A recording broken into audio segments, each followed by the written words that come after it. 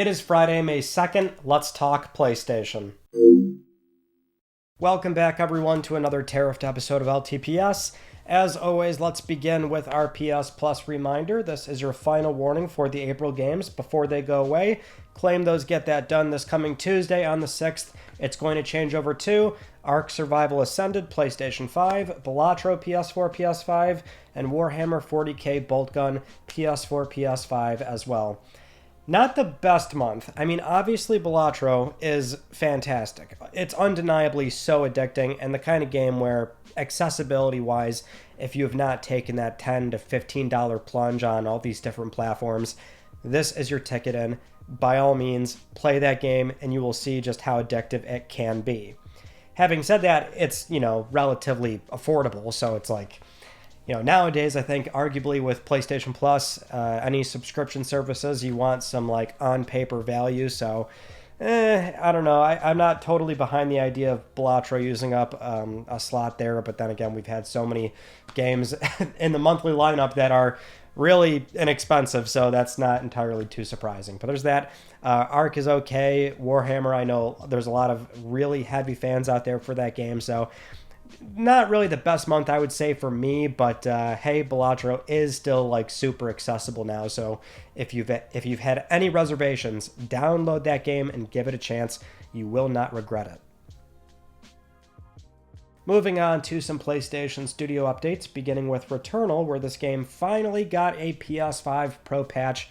Better late than never, but it is finally here, and trust me, I was very excited to see this go live on PSN this past Tuesday. So Housemarque just sent it out there right away, and they let people know on Twitter that the game now features up to 2.5 times more pixels. So that's the enhancement, which means the game's probably in the 1700p neighborhood now for its internal res. It's probably getting upscaled with PSSR to hit 4K, because originally the game on base consoles was just internally 1080p. So now the game does indeed look much sharper, which don't get me wrong, it looks gorgeous, and I am loving the run that I initially did when the patch went live. It does look very clean. Honestly, I would have been totally fine with them also offering a, let's say they keep the res at internal 1080p, but a high frame rate mode. Like, unlock it. Let people mess with like an up to 120 mode. I think that would have been so fun, especially for a game that is so fast and kinetic. I'll be curious to see how the game benchmarks when Digital Foundry rather gets some time to look more into the patch. But it does seem like it's strictly just a resolution bump, which not a problem. I would have loved to see it there when PS5 Pro came out and we had all the first-party teams ship patches. But hey, I always will take any excuse to go back to Returnal, so that was great to see.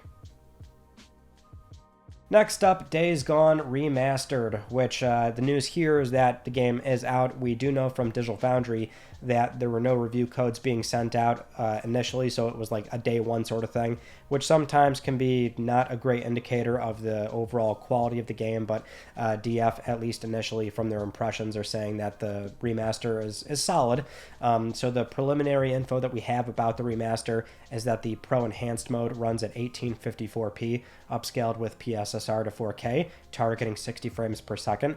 It seems like most of the high or ultra settings on PC are brought in, but really the big difference is lighting. The lighting is completely different, which, depending on how you view it, it might be better or worse, because while the lighting conditions do appear to be more natural, it's the nighttime events where the game is oftentimes too dark, so you don't really get to see a whole lot of things. And it's one of those things, too, where when you consider how the game was made on PlayStation 4, the sort of basic art direction for what Bend were attempting to do at the time might not be the most natural change for what they're attempting to do on the remaster. I know Oliver Mackey made a great point of when there's daylight, there's a much more earthy tone with the PS4 version versus PlayStation 5 now with this remaster, where there's like this tinge of blue that's sort of around most of the environment, which I would tend to agree. Lighting conditions can always be such a big change visually for a game. That's why, like, going into PlayStation 6, for example, if Sony wants to really double down on things like ray tracing and path tracing, that's where the sort of next big visual step can happen for games in this landscape of diminishing returns. But it can really be transformative for how the game looks.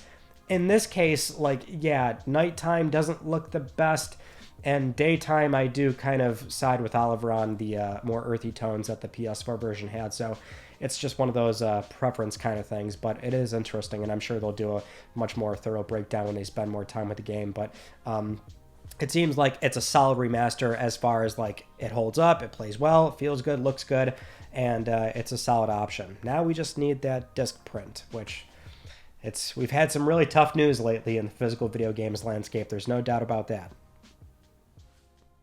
Moving on to some kind of new details for Ghost of Yotei. It really, I think, addresses the issue we were talking about with the recent pre-order announcement and the release date and the new trailer, where that trailer really gave us a much more thorough plot breakdown as far as like what's going on. So we saw Atsu being pinned to a tree by the Yotei 6, and then she lives through it. She goes out for revenge, but there's a lot more player agency, and you have your own discretion as far as what leads you want to chase first, and then which members of the Yotei 6 you want to kill. So the conversation is like, okay, well, how open is it really? Or are there still going to be some guardrails up as far as like you have to do things in a certain order to a degree, so there's still this through line that makes sense for every player experience?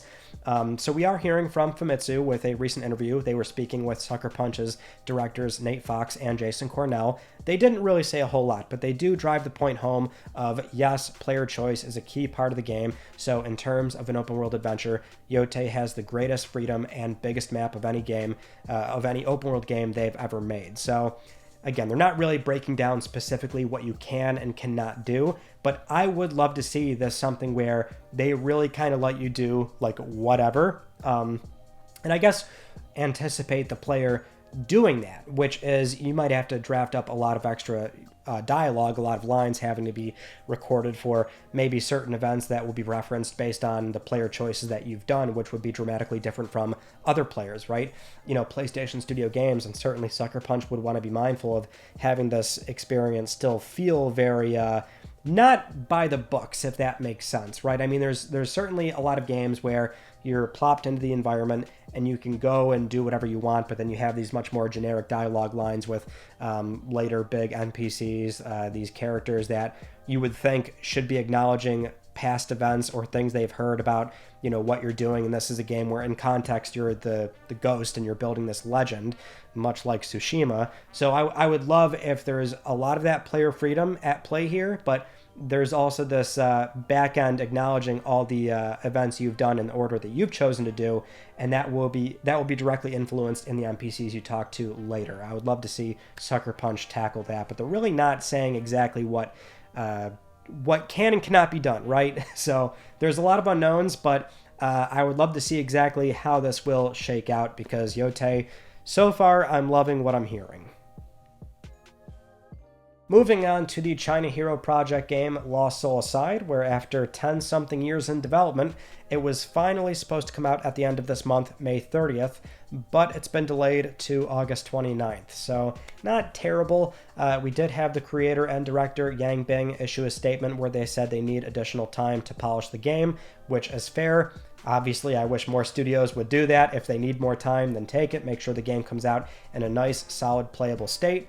And so that's all well and good. Only issue is now it's right next to Metal Gear Solid Delta, and that being a familiar IP, a game that people know what to expect, and it's a very well-known property too. So it might be very tough for this game to, I guess, be a part of the conversation for games that are coming out right then and there, especially with it being a new IP. And then let's say it comes out in reviews not even bad, right? I mean, I would always say that 7s, 8s, those are still good, like very playable games that are super enjoyable, and they might really catch you by surprise.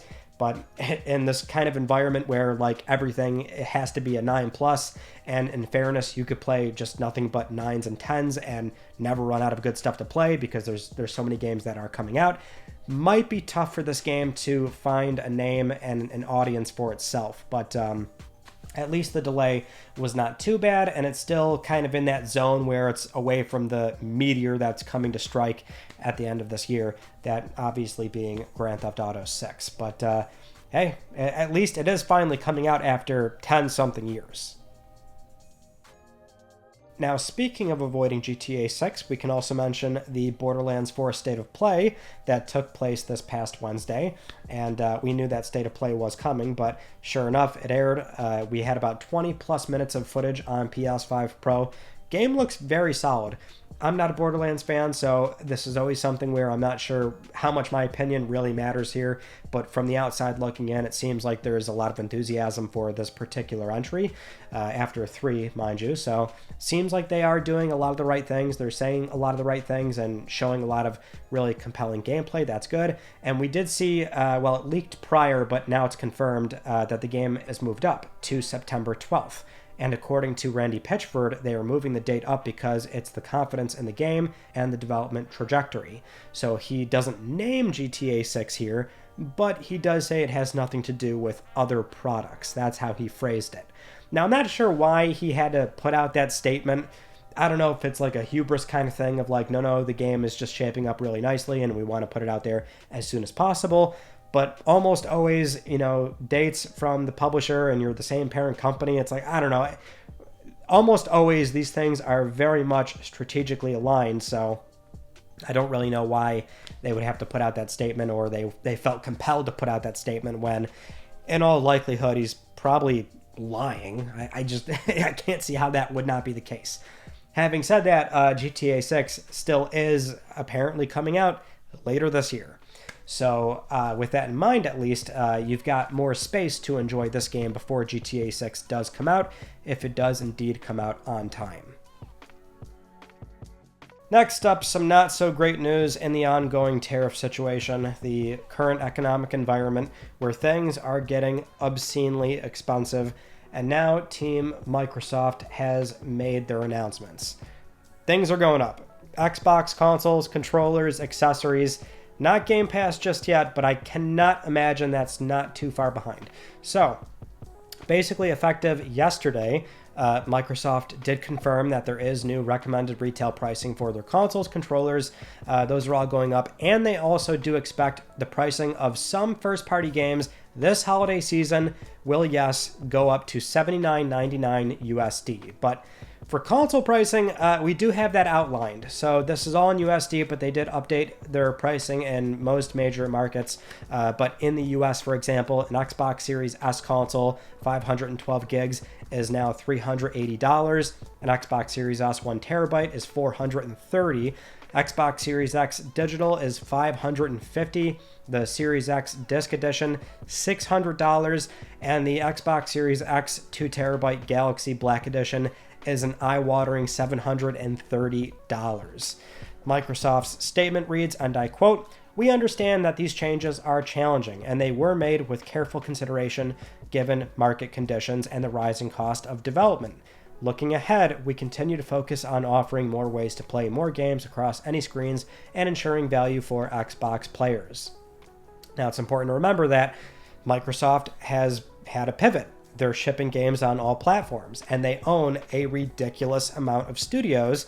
So when we talk about games that are coming to PlayStation 5, and that would include not even so much Xbox Game Studio stuff, I mean, surely you might expect that maybe the next Fable, the next Perfect Dark, these games will be going into Game Pass, sure, but like these titles, if they're shipping on Xbox and you want to buy a la carte, or also PlayStation 5, they will probably be $80. Those are their big ticket items, those big games that have been in development for a very long time. But third-party wise, your Bethesda, your I say third-party wise, previously third-party teams, Bethesda, your Activision, I mean, it would seem, I don't know how clear this sounds, but to me it reads as though Call of Duty, $80 this year on PlayStation 5. So we had Nintendo make the first big sort of, they broke the seal, as it were, with Mario Kart World and some of their Nintendo Switch 2 edition games, with it being $80, and they're standing pretty firm on that.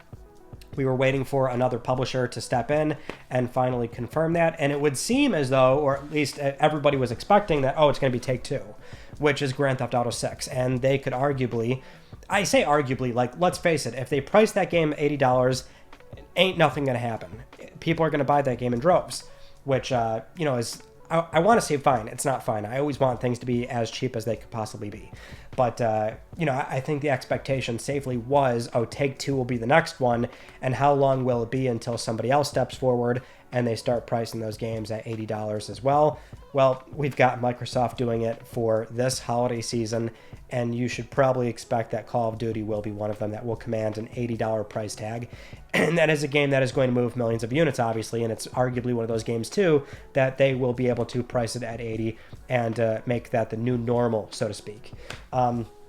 As far as like the console pricing goes, obviously that's more of a Microsoft problem and not necessarily PlayStation to the same degree. And what I mean by that is most Xbox consoles, I believe all of them, as far as I know, they're all manufactured in China, which means they are subjected to a 145% tariff. There's no way they can't eat that cost. Well, I mean, it's Microsoft. They could, in theory, eat the cost if they really wanted to. The parent organization makes a boatload of money, but that's not the position they've been in lately. There's a lot more corporate pressure from the parent company to see returns on Xbox. In fact, they recently reported a quarter that they're happy with because, big surprise, shipping on PlayStation is really helping offset hardware, not losses per se, but declining hardware revenue, which it was only down, I think, 3%, which was not too aggressive, but that was off the back of the last 2 years it being down in the neighborhood of 30% and then another 30%. So obviously Xbox hardware has been declining, and that's not good. Conceivably, you would think, why would they increase prices when Xbox hardware is already doing as bad as it's doing and they're shipping their games on competing platforms? But that's part of the problem that we're in right now. There's just no getting around tariffs. There's just no getting around it. That's why you're seeing so many companies now put these lines on their on checkout of like, here's the tariff charge, to give that sort of transparency on what it's costing them. And for some businesses, they simply have to pass that down to the customer. Or in some cases, if they're trying to eat it, then they're doing huge layoffs. Everything about this is so terrible. But I guess getting back to PlayStation. So the point we've made before still holds true. I mean, Sony did increase prices in a lot of other markets except the US, which is insane. And that basically means everybody's getting hit in the crossfire here in the interest of keeping PS5 prices the same in the US for the time being. But we still don't know what the real split is here. And when I say that, I mean PlayStation 5 consoles are manufactured in China and also Japan. Japan is not subject to the 145% tariff. So Sony does have some wiggle room as far as where they can move consoles and try to ship those to the US. And they've been stockpiling consoles in the US, and we have no idea exactly how many they have stockpiled, if they're going to run out, if they can keep doing that at the rate that they can from their Japanese factories, right? So there's so many unknowns as far as like what we can reasonably say, but surface level, we know that Sony has options, and they're trying to avoid increasing prices. But I mean, all signs are pointing to this happening for Sony inevitably as far as US pricing. So for consoles, the PlayStation Plus as well, and then games. Yeah, games is also the big one too, in that everyone's sort of expecting like, oh well, when will Sony jump up to the $80 price tag? And I did say very recently that I'm not sure if they would do it during this platform cycle, because like PS6 is not that far away. So if they want to try and align it with a new console, then they can just wait to do it then. But I mean, that's why things are changing so fast to where it's like, oh, maybe they actually will do it for like a handful of PS5 games before this cycle closes out. Because like that was the suggestion. Like, what if they do it for Intergalactic? Would that be the game they do it for? And it's like, I'm not sure if that's the game where they feel that confident compared to like Nintendo and Mario Kart World, or Take-Two and GTA 6 if they do confirm $80 for that game. But now you've got Microsoft saying it's going to be $80 for what we can probably safely assume is Call of Duty. So maybe it will be Intergalactic. Maybe it will be a handful of other things that we're expecting in 26, 27 for the last few PlayStation 5 games before PS6 comes in. Yeah, I mean, it's got to be like inevitable at this point, right? You would just really, really hope, and I am reaching here, in that the way that Sony is structured right now with consoles coming out of China and Japan, and they've already done price increases in other territories, so it sucks that all these other places got hit in the crossfire, as I say. and they're taking the brunt of all these tariffs, but it may not be enough. I think at a certain point they probably will increase pricing for PlayStation 5 in the US. And that goes for PlayStation Plus as well, and probably game pricing. And that's not going to look too pretty, but if that does become the new normal where every other publisher is starting to do it, and it does become adopted to some degree where it's not impeding on the bottom line for these companies, then they're going to keep squeezing, and they've got this justification being the tariffs. It's not like they're not affecting this. It's a complete byproduct of it. And what's worse is that if the tariffs go away today, things are probably not changing. The prices are just going to stay where they are because it's already to a degree being normalized. I say that, but you never know what would end up panning out by the time these products do end up releasing. So for all I know, maybe all these games are going to underperform because they're just starting to squeeze customers too much. I would think that probably won't happen, but we'll have to wait and see. Next up, we have another slight rumor here, kind of, about PlayStation 6 and when we can expect this console, which all signs are still pointing to 2027. So this rumor, I do find it a little bit reaching, but basically what happened here is that we had this initial report from Insider Gaming where it was about Supermassive Games. They had a canceled project where it was supposed to be a Blade Runner game, and it was aiming for a September 2027 release. And the platforms they were targeting were PS5, PC, Series S, X, and yes, Gen 10 PlayStation and Xbox systems. So we had that report, and then this website, The Phrasemaker, ran with this as a story, but they framed it around the expectation that next-gen consoles are dropping in 2027 because Supermassive's parent company, Nordisk Film, they have a nearly 30-year partnership with PlayStation because basically what Sony does, they use this company as distribution, marketing, sales, and logistics to cover the Nordic and Baltic region. So they do have that partnership. It's very real, and that's just, what they do. But the argument being made here by this website is that Supermassive, with that parent company, would be privy to when Generation 10 is coming.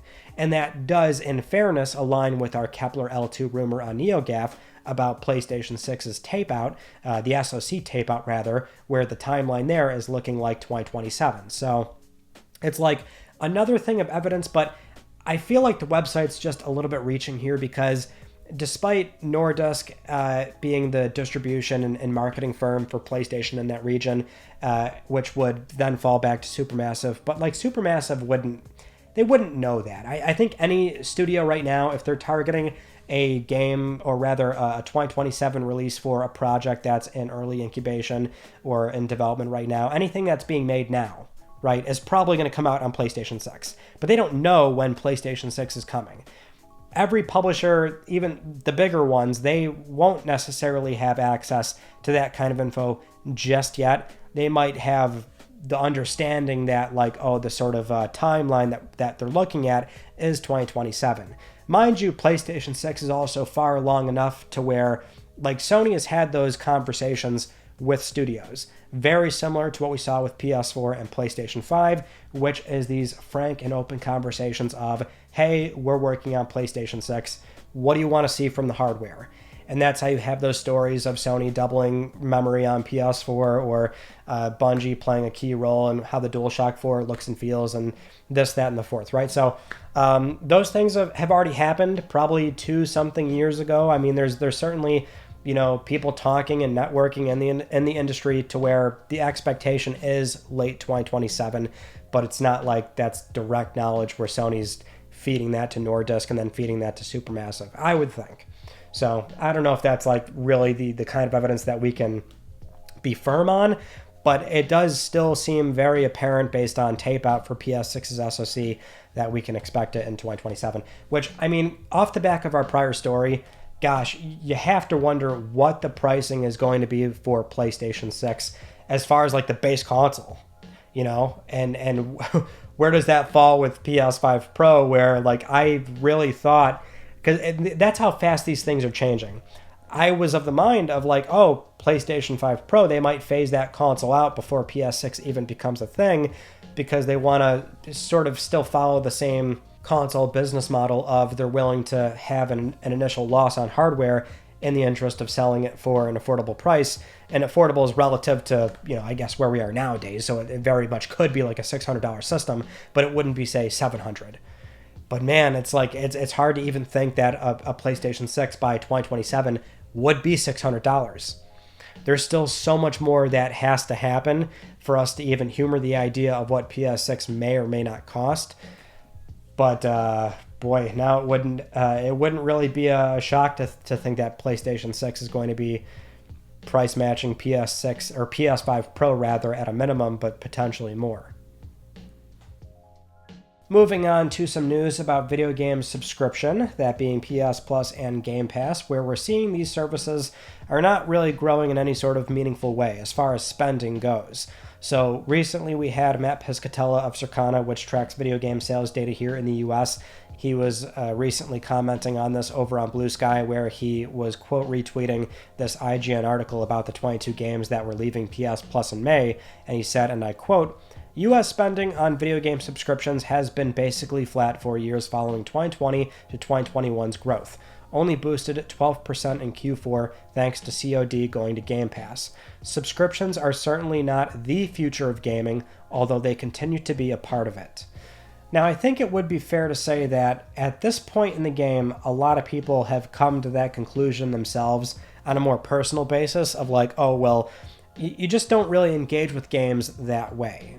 In the sense where it's like music, TV, film, you can really consume a lot of that stuff in a 30-day period, and games are not like that at all. I mean, subscription might make sense for games in that you try 4 or 5 things and then settle on one game, and you play that one game for 2 weeks, and then you might be able to play one other game. So having access to hundreds at any given time isn't quite, the sort of slam dunk that I think even Microsoft at the time was expecting that was going to happen. They were very aggressive with Game Pass deals for, most of the early 2020s. So I guess when you sort of reflect on it, that's where we are. It's not going to be the be-all end-all way that we access games, but it can certainly be the sort of additional part of it. But really, I think what this news is more reflective of, because spending is so flat, is that because it's not going up, you're not going to see those aggressive deals anymore be made with Plus and Game Pass. And that's what we were hearing out of GDC the last, I think, 2 years actually at this point, which is that all those juicy Game Pass and Plus deals are drying up. When you have 22 games leaving, and we've had like a lot of high-profile exits with PS Plus lately, and you're just not seeing the same frequency go back in, it would seem clear that not only is Plus a lot more expensive than the 2022 relaunch, but they're really starting to be very picky with the kind of games they're willing to spend in nowadays. Next up, the Until Dawn movie, which I told you last week I would go see and bring back a review, and here I am. I saw it on Friday, and I'll tell you, the Metacritic score, the Rotten Tomatoes rating, that's like the ballpark I would give it. It's certainly a very run-of-the-mill slasher horror type film in the sense that like you could probably have fun with it. I did not hate the movie by any stretch. It was really cool to see a lot of nods and references to the Until Dawn games, not even so much the 2015 game. You've got the Impatient and Rush of Blood stuff in there. Like it's cool when you spot it, for sure, if you really love the games. And it's very in-universe as far as like, it's different, of course. It's meant to be this sort of different static take on Until Dawn because you can't choose character paths and you can't choose deaths, obviously. It is a static experience. But the whole, the night loops over and the kids have to figure out how to get out of this house. It's a very unique take on the idea. I still would have preferred, honestly, if they just stuck with like a by-the-books 2015 Until Dawn, the mountain, the cabin, characters that are, very similar to the OG cast. And if you really want to do the looping thing, just do the looping thing, but it's still like Wendigos and you have the whole Josh arc and all that good stuff. I would have preferred like a more straight up adaptation, but this actually is, not to give it away, but it's like actually in universe for Until Dawn in a way that was like cool to see. If anything, it implies that we might see more from the franchise, and that's why I like with Fire Sprite that ongoing rumor is they're actually doing the sequel for that game, for Until Dawn rather, and you would think it's just going to be a new cast and a new universe and a new environment. But yeah, I mean, it was a fine movie, totally fine. And horror films are always the kind of movies where they can get away with being bad or just okay. So I would recommend, if you played the game and you like the game, this is something where you could just have fun, even if you do want to sit there and eat some popcorn and laugh at how bad you think it is. I thought it was fine. Now, with all that said, it is time for Let's Talk Plus, the weekly Let's Talk PlayStation giveaway, where one of you can win a $10 PSN code. I would like to congratulate this viewer right here. I'll be contacting you very soon via email or X. And if you would like to win a $10 PSN code, it is so simple. Follow the link down below or scan the QR code, enter the Gleam giveaway, and supporting this channel, a number of ways can gain you an entry, and I'll announce the winner next week, because I'm trying to help pay for your games. Those are some of the stories from this past week that I wanted to talk about with you all. And our Tuesday video was something very different. I don't do this too often, but your boy left the house. Really, it was going to see the retro GameStops that are in my local area because they've been doing that initiative for a while. I've been meaning to check it out, but you can actually thank my Click R3 co-host John, where he was telling me, like, yeah, just go out there, do a video. So I was like, sure, I'll get Terrell. We'll go out there, look for some games, and you can go check out that IRL vlog, basically, which was definitely different. But that was Tuesday. We did have Click R3, and a new one should be up by the time you're watching this. And a reminder, that's where me and John are going over The Last of Us HBO, so we have our in-depth review for episode 2 and 3. 2, of course, very big episode. Had a lot to say on that, so you can go check that out. It's towards the end if you don't want to watch the whole podcast, obviously, or listen to the whole thing. But we got that going on. And then, as always, another upload on Tuesday. But that is pretty much it. So that concludes this week's episode of Let's Talk PlayStation. I'm Ryan Benecki. Thank you all so much for talking with me, and I will see you all next Friday.